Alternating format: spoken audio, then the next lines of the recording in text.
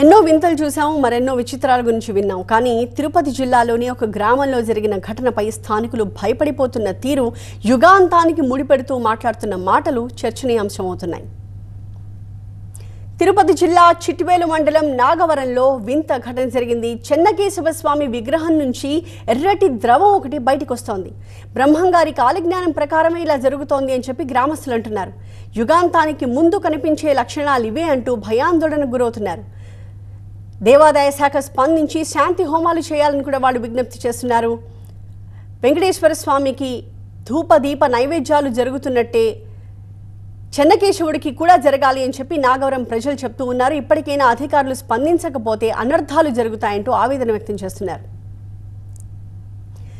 ఈ చెన్నకేశవ స్వామి ఆలయానికి ఎంతో ఘనమైన చరిత్ర ఉంది. ఈ దేవాలయం క్రీస్తు శకం 1228వ సంవత్సరంలో నిర్మితమైనట్టు ఆధారాలున్నాయి. ఒకప్పుడు అంగరంగ వైభవంగా ధూపదీప నైవేద్యాలతో నిత్య కళ్యాణాలతో విరాజిల్లిన ఈ ఆలయంలో కాలక్రమేణా పూజా పునస్కారాలు తగ్గిపోతూ వచ్చాయి.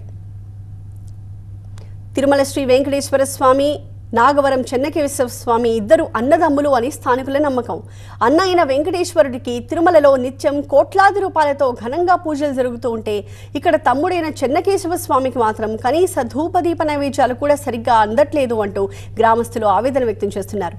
ఆలయాన్ని పూజలను నిర్లక్ష్యం చేయడం వల్లే స్వామి ఆగ్రహించి ఇలా ఎర్రటి ద్రవం రూపంలో హెచ్చరిస్తున్నారు అని భక్తులు నమ్ముతున్నారు. మా గ్రామంలో చెన్నకేశవ స్వామి 1228 సంవత్సరంలో ఈ చెన్నకేశవ స్వామి గుడి అనేది స్థాపితం అనేది జరిగింది. అయితే గత 10 రోజుల నుంచి చెన్నకేశవ స్వామి పాదాల వద్ద మరియు పీఠం వద్ద నుంచి ఎర్రని రక్తం రూపంలో ఒక ద్రవం అనేది బయటకు వస్తుంది. బ్రహ్మంగారు చెప్పినటువంటి కలియుగం అంతమవుతుంది కాబట్టి అటువంటి లక్షణాలు ఏదన్నా బయటపడ్డాయి అనే యొక్క అనుమానాలు మాకు ఇదవుతున్నాయి.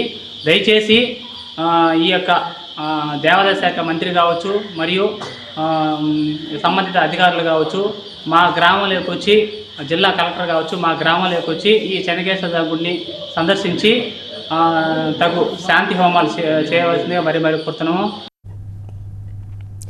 అదే సైంటిఫిక్గా చూస్తే ఇలాంటి ఘటనలు కేవలం సూక్ష్మజీవుల వల్లే జరుగుతాయి అని చెప్పి పలు అధ్యయనాలు చెప్తున్నాయి. దేవాలయం తేమతో కూడిన ఒక ఇండోర్ ప్లేస్ కావడం, నిత్యం అభిషేకాలు జరుగుతూ ఉండడం, నైవేద్యాలు సమర్పిస్తూ ఉండడంతో బూజుతో పాటు సూక్ష్మజీవులు వృద్ధి చెందుతాయి.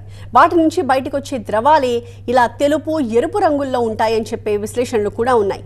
అంతేకాదు కొన్ని విగ్రహాలకు పగుళ్ళు ఉండడం, ఆ పగుళ్లలో అభిషేకం లాంటి ద్రవాలు ఉండిపోయి అవి నెమ్మదిగా బయటికి రావడం కూడా జరుగుతుందంటున్నారు.